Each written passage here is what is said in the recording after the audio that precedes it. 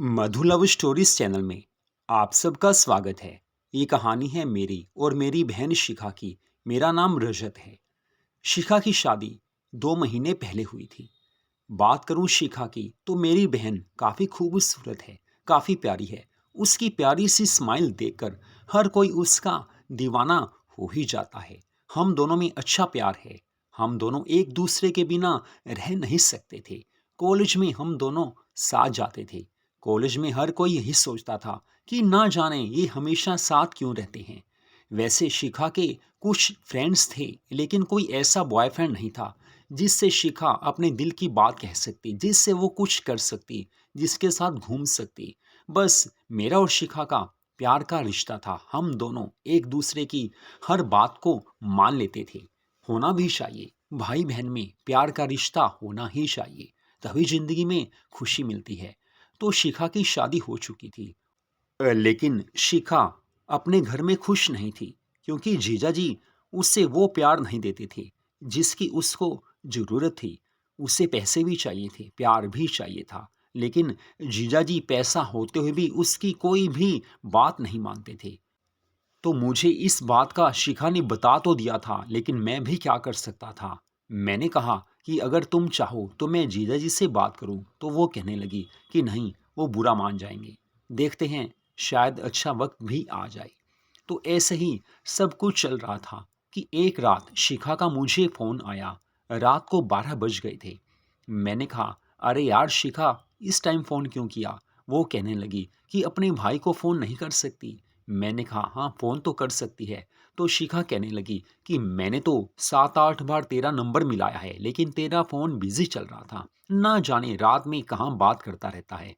मैंने कहा, अरे शिखा यार, तुझे पता तो है कि तू तो चली गई है, अब किसी से तो दिल लगाना है। बस किसी से बात हो रही थी, तेरे साथ बात हो नहीं सकती क्योंकि तू तो जीजाजी के साथ होती है। तो अब क्या करूं? अरे शिखा, तेरी फ्रेंड सलोनी का ही फोन आया हुआ था, बस उसी से बात हो रही थी। तो शिखा कहने लगी कि सलोनी से कब से तेरा रिश्ता हो गया? मैंने कहा, अरे यार, टाइम पास करना है, कोई ना कोई दोस्त तो होना ही चाहिए। तो शिखा कहने लगी कि चल मैं तुझे बताती हूँ कि मैंने फ़ोन क्यों किया है।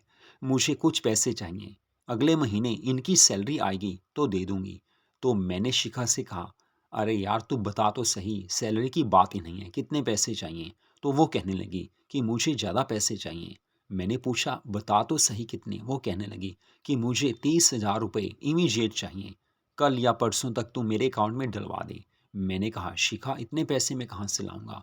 तो शिखा कहने लगी कि देख ले यार, भाई है, भाई होकर भी तू मेरी बात नहीं मानेगा। मैंने कहा, अरे शिखा, वो कोई दिक्कत नहीं है, पैसे तो मैं तुझे दे दूंगा, लेकिन क्या कहूँ, मैंने सलोनी को अभी पैसे के लिए हाँ बोल दी है। एक्चुअली में उसे हम शिमला लेकर जाने वाले हैं। मैं और मेरा दोस्त हम दोनों शिमला जा रहे थे। तो मैंने सलोनी से कहा कि साथ चलो, अब तुझे पता है कि वहाँ जाकर थोड़ा तो मस्ती बनती है। तो सलोनी से बोला है। वो कहने लगी थी कि मुझे भी कुछ चाहिए तभी तो जाऊंगी, ऑफिस से छुट्टी नहीं मिलती। तो दीदी, हमें उससे वहाँ लेकर जाना है, पार्टी करनी है, तो तुम्हें पता है कि खर्चा तो आता है। वैसे भी तुझे पता है कि सलोनी क्या चाहती है। मैंने शिखा को सारा कुछ बता दिया था। तो शिखा कहने लगी, फिर एक बात हो सकती है, तू सलोनी को छोड़, मुझे लेकर चल। वैसे भी मैं शिमला घूम लूँगी, तेरा जो भी दोस्त है, चाहे तू है साथ, हम तीनों चलेंगे। मैं तुम्हें खुश कर दूंगी, अच्छे से तुम्हारी हर बात मानूंगी, पार्टी करूंगी, एंजॉय करेंगे, मस्ती करेंगे। वैसे भी तेरे जीजाजी मुझे हनीमून के लिए लेकर गए ही नहीं, तो मेरा काफ़ी दिल था कि कहीं हिल एरिया में घूम कर आऊं। अब ऐसे ना सही तो ऐसे ही सही, तेरे जीजाजी तो लेकर नहीं गए, लेकिन तू लेकर चल। तेरा काम भी हो जाएगा, मेरा काम भी हो जाएगा, सलोनी को मना कर दे। फिर मैंने पूछा कि शिखा यार, बता तो सही, इतनी सारी पैसे तुझे क्यों चाहिए? एकदम 30,000, ऐसा क्या हो रहा है? तो शिखा कहने लगी कि देखो यार, मेरा यहाँ पर काफ़ी फ्रेंड्स बन चुकी हैं, सब अपने बर्थडे पार्टी पर बुलाती हैं, तो मुझे भी अपनी बर्थडे पार्टी देनी है, लेकिन क्या करें, पैसे इतने नहीं हैं। और तुझे पता है कि मैं पार्टी की शौकीन हूँ, पार्टी में मौज मस्ती होती है, तो पैसा तो लगता ही है। अब भाई से बात नहीं करूँगी तो किससे करूँगी? बस ये बात है, तुझे सब कुछ बता दिया। तू साथ नहीं देगा तो यार कौन साथ देगा? हाँ, पैसे हुए तो कभी दे दूंगी। मैंने कहा, तू पैसे देने वाली नहीं है, तू तो प्यार ही देगी। वो कहने लगी कि प्यार तो यार मैंने तुझे पहले भी पूरा दिया है। याद है कॉलेज टाइम में कैसे हम दोनों घूमते थे, मस्ती करते थे, कई बार हम कर चुके हैं। तुझे याद है कॉलेज के टूर में जब हम दोनों कुल्लू मनाली गए थे, कितना मजा आया था। वो याद है। मैंने कहा अरे शिखा यार सब याद है, बस मुझे वही सब कुछ चाहिए। तो शिखा कहने लगी कोई बात नहीं, फिर से मस्ती हो जाएगी, घूमना फिरना तो है। वैसे भी मैं घर रहकर तंग आ गई हूँ। वैसे तो यहाँ पर सब ठीक है, लेकिन तेरे जीजा जी पैसे के मामले में काफ़ी कंजूस हैं। सैलरी इनकी अच्छी है, लेकिन देते कुछ नहीं है। ना प्यार देते हैं, ना वो देते हैं, और ना पैसे देते हैं। मैंने कहा काफ़ी कुछ तो देते होंगे, वो तो ज़रूर देते होंगे। वो कहने लगी कि नहीं यार ऐसा कुछ नहीं है, तभी तो ज़िंदगी अब बोरिंग सी हो गई है। ना जाने इनमें क्या कमी है, बस समझते नहीं हैं। अब शादी के बाद प्यार होना चाहिए, पैसा भी ज़रूरी है, तभी ज़िंदगी में मस्ती मिलती है। मैंने सोचा था कि पैसे वाला इंसान से शादी करके ज़िंदगी खुशियों से भर जाएगी, लेकिन यहाँ तो ना प्यार मिला, ना पैसा मिला, दोनों हाथ खाली रह गए। तो यार अब तू समझदार है, थोड़ा साथ दे, मैं भी साथ दूंगी। तेरा दोस्त कौन सा है? मैंने कहा अरे यार तुझे जानता है, तेरी शादी पर आया था। शिखा कहने लगी कि नाम तो बता। मैंने कहा अरे यार वही सन्नी जो तेरी शादी पर आया था। तो शिखा कहने लगी अरे यार उसकी तो काफ़ी मिस कॉल मेरे पास आती रहती हैं, न जाने उसने क्या बात करनी है। मैंने कहा सच में? वो कहने लगी कि हाँ यार सच में, शादी के दिन भी काफ़ी ज़्यादा मुझे देख रहा था। मैंने उस समय हैरानी से उससे देखा था, लेकिन वो लगातार कंटिन्यूसली देखता जा रहा था। फिर मैंने पूछा कभी बात हुई? वो कहने लगी कि हाँ बात तो एक दो बार हुई थी, बस वो मिलना चाहता था, लेकिन मेरे पास टाइम नहीं है। तुझे पता है शादी के बाद थोड़ा सोच समझ कर चलना होता है। लेकिन मुझे नहीं पता कि तुम्हारा दोनों का शिमला जाने का प्रोग्राम बन रहा है। लेकिन कोई बात नहीं यार, मैं चलूँगी, बता कब चलना है। फिर मैंने शिखा से कहा कि देख ले यार वहाँ पर 3-4 दिन लगेंगे, घर क्या बोलेगी, जीजा जी को क्या बोलेगी। तो शिखा कहने लगी कि मुझे उनकी परवाह नहीं है, बोल दूंगी कि मायके जा रही हूँ। बाकी वैसे भी मुझे इस समय पैसों की सख्त ज़रूरत है, तो यार थोड़ा साथ दे, सलोनी को क्लियर मना कर दे।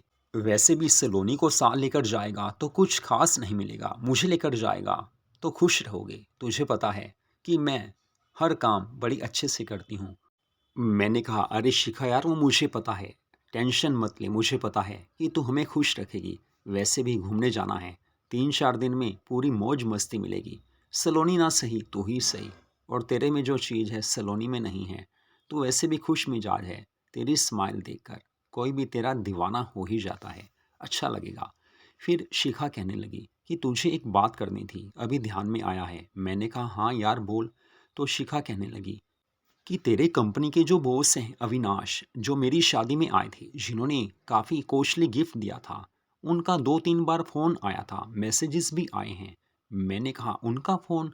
वो कहने लगी कि हाँ उनका फ़ोन आया था, मैसेजेस आते रहते हैं, बस मिलना चाहते हैं, ना जाने क्या काम है।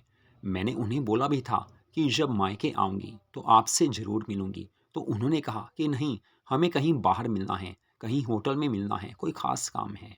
अब यार पता नहीं उनके मन में क्या है, वैसे थोड़े रोमांटिक से लग रहे थे। तो मैंने कहा बात कर लेनी थी, हो सकता है तुम्हें जॉब का ऑफर करें, क्योंकि उनके ऑफिस में जो लड़की थी वो छोड़कर जा चुकी है, उसकी मैरिज हो गई है। अब उन्हें एक ऐसी लड़की चाहिए जो मस्त हो, ज़बरदस्त हो, अच्छे से बात कर सकती हो, अच्छे से कर सकती हो, और इंग्लिश बोल सकती हो। वैसे भी तो हर काम में एक्सपर्ट है, उन्हें ऐसी लड़की चाहिए। शायद इसलिए बात की हो। एक बार उन्होंने मुझसे पूछा था कि शिखा ने जॉब करनी है, तो मैंने कहा था सर मुझे पता नहीं है, शादी के बाद अब वहाँ का क्या माहौल है वो तो वही बता सकती है। तो हो सकता है शिखा उन्होंने इस कारण तुझे फ़ोन किया हो, बाकी बात कर लेना, बेनिफिट है, आगे फ़ायदा होगा। तो शिखा कहने लगी मैं समझ चुकी हूँ यार, बात कर लूँगी।